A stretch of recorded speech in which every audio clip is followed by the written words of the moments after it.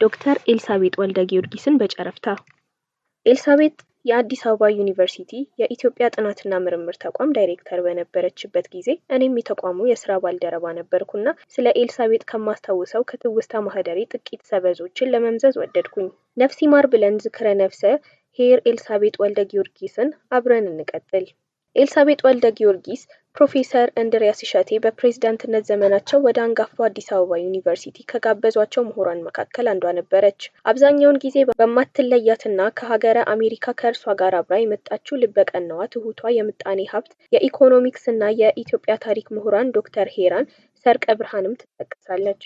ኤልሳቤጥ አንጋፋውን የኢትዮጵያና ጥናት ምርምር ተቋም በዳይሬክተርነት ስትመራ በቆየችባቸው ጊዜያት ስታከናውናቸው ከነበሩ ስራዎች መካከልም በኢትዮጵያ በአፍሪካና በአፍሪካ አሜሪካውያን ታሪክ ስልጣኔ፣ ባህልና ቅርስ፣ ፖለቲካና ፍልስፍና ላይ አንቱ የተባሉ ምሁራንን በመጋበዝ እውቀታቸውን እንዲያካፍሉ ትላልቅ መድረኮችን በማዘጋጀት የተሳካላት ሴት ነበረች። በዚህም በዩኒቨርሲቲ ውስጥ ምሁራን ተዋስኦ ኢንተሌክቹዋል ዲስኮርስ እንዲያብብ በማድረግ ረገድ ሚናዋ ከፍ ያለ ነበር። በእርሷ በስራ ባልደረቦቿ ጥረት በኢትዮጵያ ጥናትና ምርምር ተቋም ራስ መኮንን አዳራሽ በመገኘት ገለጻ ወይም ፐብሊክ ሌክቸር ከሰጡ እውቅ ግሙቱ አፍሪካውያን ምሁራን መካከል ፕሮፌሰር አሊ ማዙሪ፣ ፕሮፌሰር መሐመድ ማምዳኒ ይጠቀሳሉ። ከሀገር ውስጥም ዶክተር ደጃዝማች ዘውዴ ገብረስላሴ ደጃዝማች ወልደ ሰማዕት እጅግ የተከበሩ የዓለም ሎሬት ሜትር አርቲስት አፈወርቅ ተክሌ፣ እማማ ጽዮን አምዶም ሚካኤል ወይም እማማ ጽዮን በወታደሩ ዘንድ ኮዳው ትራሱ በመባል የሚታወቁት የጄኔራል አማን ሚካኤል አንዶም እህት ነበሩ። ሊቀ ጳጳስ ብፁዕ አቡነ መርሃ ክርስቶስ የመሳሰሉ በሁሉም ዘርፍ ያሉ የሀገር ባለውለታ የሆኑ የኢትዮጵያውያን ለትውልድ እውቀታቸውን እንዲያጋሩ መንገዱን በማመቻቸት ረገድ ኤልሳቤጥ ተጠቃሽ ናት። ሌላው የማረሰው ምናልባትም በዩኒቨርሲቲው ታሪክ የመጀመሪያውን የመንዙማና ነሺዳ ምሽትን በተቋሙ ቤተ መዘክር እውን የሆነው በዶክተር ኤልሳቤጥ አመራር ዘመን ነበር። ዛሬም ድረስ እነዛ ከወሎ የገጠር ቀበሌዎች የመጡ የእስልምና ሃይማኖት አባቶች ተስረቅራቂ ድምጻቸውና የመንዙማ ዜማቸው በጆሮዬም በልቤም ታትሞ ቀርቷል። ኤልሲ ላለፉት ጥቂት ዓመታት ደግሞ ከተወዳጇ የሸገሯ ጋዜጠኛ የሸገር ካፌ አዘጋጅ የማዚ ቋሚ እንግዳ በመሆን ከስራ ባልደረቦቿ ከሆኑት ከዶክተር ሽመልስ ቦንሳ፣ ረዳት ፕሮፌሰር በቀለ መኮንን፣ ስሜነህ አያለው፣ ዶክተር ተካልኝ ወልደ ማርያም ጋር በመሆን ያለመሰሰት እውቀቷን አጋርታናለች። ዶክተር ኤልሳቤጥን የዘከርኩበትን አጭር ማስታወሻ በአንድ ገጠመኝ ልደምድመው። ዶክተር ኤልሳቤጥ የኢትዮጵያ ጥናትና ምርምር ተቋም ዳይሬክተር ሆና በመጣች ሰሞኑ እንዲህ ሆነ። የአዲስ አበባ ዩኒቨርሲቲ የኢትዮጵያ ጥናትና ምርምር ተቋም አብዛኞቻችን ሰራተኞች ከስራ መውጫ 15 አሊያም 30 ደቂቃ ቀደም ብሎ መውጣት የተለመደ ነበር። ታዲያ አንድ ቀን ኤልሲ የተቋሙ ዳይሬክተር ሆና በተሾመችበት ሰሞን በተቋሙ መውጫ በር አካባቢ ቁጭ ብላ ሳለች ጥቂት ሰራተኞች ከስራ መውጫ ቀደም ብሎ ሲወጡ ትታዘባለች። ብዙም ሳትቆይ አብዛኛው ሰራተኛ እየተከታተለ መውጣቱ ማየቷ ያናደዳት ኤልሲ ጥበቃውን አስጠርታ አስተዳደሯን ጥራልኝ፣ እነዚህ ሰራተኞች በአስቸኳይ ይባረሩልኝ፣ አልፈልጋቸውም ስትል ጮኻ ጥብቅ ትዕዛዝ አስተላለፈች። ግን ይሄ ኢትዮጵያ እንጂ አሜሪካ አይደለምና የኤልሲ ትዕዛዝ የሚፈጸም አልነበረም። ሲመስለኝ ኤልሳቤጥ ስትቆይ ከደካማው የስራ ባህላችን ጋር እየተላመደች መጣች መሰል ጩኸቷንም ቁጣዋንም እየተወችው መጣች። ለመውጫ ያህል ኤልሲ የተቋሙ ዳይሬክተር በነበረችበት ጊዜ አሜሪካ በሚገኘው የኮርኔል ዩኒቨርሲቲ ፒኤችዲ ትምህርቷን ስትከታተል ነበር። ታዲያ አንድ ወቅት ላይ ከትምህርቷ ጋር በተገናኘ ጉዳይ ወደ አሜሪካ መሄድ ነበረባት። በጉዞዋና በዛ ቆይቷ በእርሷ ፋንታ ተወዳጁ ዶክተር ዮናስ አድማሱ ተጠባባቂ ዳይሬክተር ሆነው ነበር። የተቋሙ ሰራተኞች ለዶክተር ዮናስ የእንኳን ደህና መጡና ለትውውቅ ባሰናዳው ዝግጅት ላይ እንዲህ አሉን። ኤልሳቤጥ ትቆጣለች፣ ትጮኻለች ትላላችሁ የሚል አቤቱታ ደርሶኛል። እኔ ደግሞ በዚህ ጥላ ዶክተር ዮናስ ሁሌም ከእጃቸው የማይለየውን ቄንጠኛ ባለዘንግ ጥላቸውን እያወዛወዙ እኔ ደግሞ በዚህ ጥላዬ ልጀልጣችሁ ልወጋችሁም እችላለሁና ጠንቀቅ በሉ በማለት ፈገግ አሰኙን። በኤልሳቤጥ ጩኸትና ቁጣ ውስጥ ግን ጎልቶ የሚሰማው እውነትና መርህ ነበር።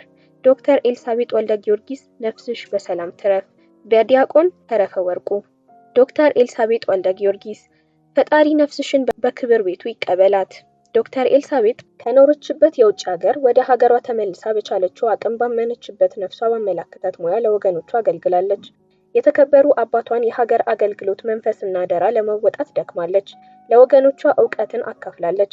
የኢትዮጵያን ስም በሀገር ውስጥና በውጭ ከፍ አድርጋ ለማስጠራት ጥራለች። ስለ ሀገርና ስለ ወገን ስለተከፈለ ውለታዋ ምስጋና ይገባታል። በህይወት እያለች በአንድ አጋጣሚ ከፕሮፌሰር እንድሪያስ ህልፈት ጋር በተያያዘ ስሟን አንስቼ የእግረ መንገድ ትችት አቅርቤ ነበር። የሚሰራ ሰው ለህዝብ ትችት የተጋለጠ ነው። በሰራው መልካም ነገር ይመሰገናል። በሰራው እና በተመልካች አይን እንደ ስህተት በተቆጠረ አሉታዊ ጎኑ ደግሞ ይተቻል። ሁሉም ሰው በሰራው ስራ የተነሳ የሚቀርብ አስተያየት ከክፋትና ግለሰቡን ከመጥላት ጋር የተያያዘ ግን በፍጹም አይደለም። ይህ የህይወቴ መርህ ነው።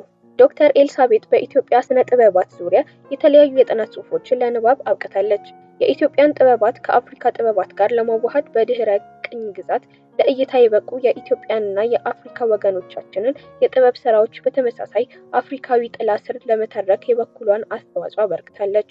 በህይወት የሌሉ የታላላቅ ኢትዮጵያውያን አርቲስቶች የጥበብ ስራና አስተዋጽኦ በትውልድ ተረስቶ እንዳይቀር ለምሳሌ የእነ ገብረ ክርስቶስ ደስታንና የእስክንድር ቦጎሲያንን ስራና የህይወት ታሪክ በመተንተን የማይረሳ ታሪክ አኖራለች። ዶክተር ኤልሳቤጥ የኢትዮጵያ የጥበብ አድማስና ማንነት ጀንበር ተሻጋሪ መሆኑን ያመላከተች በውጭ ሀገር በዲያስፖራ የሚኖሩ ትውልደ ኢትዮጵያውያንን ህይወትና የጥበብ ስራዎችን የኛ የኢትዮጵያ ጥበብ አካል እንደሆኑ ደጋግማ ያስገነዘበች እነ ከበደች ተክለአብን፣ ጁሊ ምህረቱንና ሌሎችንም ለሀገር ውስጥ የጥበብ አፍቃሪዎች ስራቸውንና ጥበብ ፍልስፍናቸውን ያስተዋወቀች ጊዜዋን የኢትዮጵያችንን የጥበብ አድማስ ለማስፋት ያዋለች ብርቱ የስነ ጽሁፍና የታሪክ የአርት ክሪቲክ ሰው ነበረች። በተለያዩ የዘመናዊነትን ትርጉም የኢትዮጵያዊነትን፣ የሴትነትን፣ የባህልን፣ የጥበብን፣ የሀገራችንን ኢንተሌክቹዋል ኦሪየንቴሽኖችን ሂስቶግራፊ በሚመለከቱ ጉዳዮች ላይ የተለያዩ ጽሁፎችን ከማቅረብ በተጨማሪ በህዝብ ሚዲያ ላይ በመቅረብ ያለመታከት ሀሳቦቿን አጋርታለች። ኤልሳቤጥ የገብረ ክርስቶስ ሙዚየምንና የኢትዮጵያ ጥናትና ተቋም ሙዚየምን በኃላፊነት ከመምራት ባሻገር በአዲስ አበባ ዩኒቨርሲቲ የ60 ዓመት ታሪክ የመጀመሪያ ሊሆን የበቃውን የሙዚየም ሳይንስ የሙዚዮሎጂ ጥናት ክፍልን ካቋቋሙ ግንባር ቀደም ምሁራን አንዷ ነበረች። በሴቶች እኩልነትና ፌሚኒዝም ጀንደር ስተዲስ ዙሪያም የማይናቁ የምዕራቡንና የአፍሪካውያንን አስተምሮችንና አጀንዳዎችን ወደ አካዳሚክ መድረኮች በማምጣት የተቻላትን ትምህርታዊ አሻራ ለማሳረፍ የተቻላትን ሁሉ አበርክቶ አኖራለች። ዶክተር ኤልሳቤጥ በተለይ የተለያዩ ጥበብ ነክ ዝግጅቶችን፣ ኮንፈረንሶችን፣ ትዕይንቶችን በማዘጋጀትና በማሳተፍ የሀገሯንና የወገኖቿን ስራዎች በኢትዮጵያም በውጭም ዓለም ለሚገኙ የኢንተርናሽናል ኮሚዩኒቲ አባላት በሰፊው ለማስተዋወቅ የሚደነቅ አስተዋጽኦ አበርክታለች። ከተለያዩ ሀገራት የመጡ አርቲስቶች ስራቸውን ለኢትዮጵያውያን የጥበብ አፍቃሪዎች እንዲያቀርቡ፣ ልምዳቸውን እንዲያካፍሉ፣ የኢትዮጵያና የሌላው ዓለም ጥበባት እንዲተዋወቁ፣ በዚህ ዳይናሚክስም ጥበብ እንድትበለጽግ የጥበብ አጀንዳ ሜንስትሪም አጀንዳ እንዲሆን የቻለችውን ጥራለች።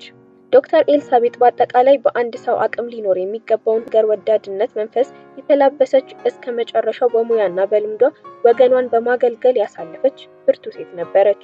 ዶክተር ኤልሳቤጥ በአኳኋኗ፣ በጥንካሬዋ፣ በብርታቷ፣ በነፃነቷና ተጫዋችነቷ ሁሉ ፍጹም የወጣት መንፈስ የተላበሰች ከእድሜዋ በላይ ወጣት ትኩስ ደም የተላበሰች ብርቱ ኢትዮጵያዊ ነበረች።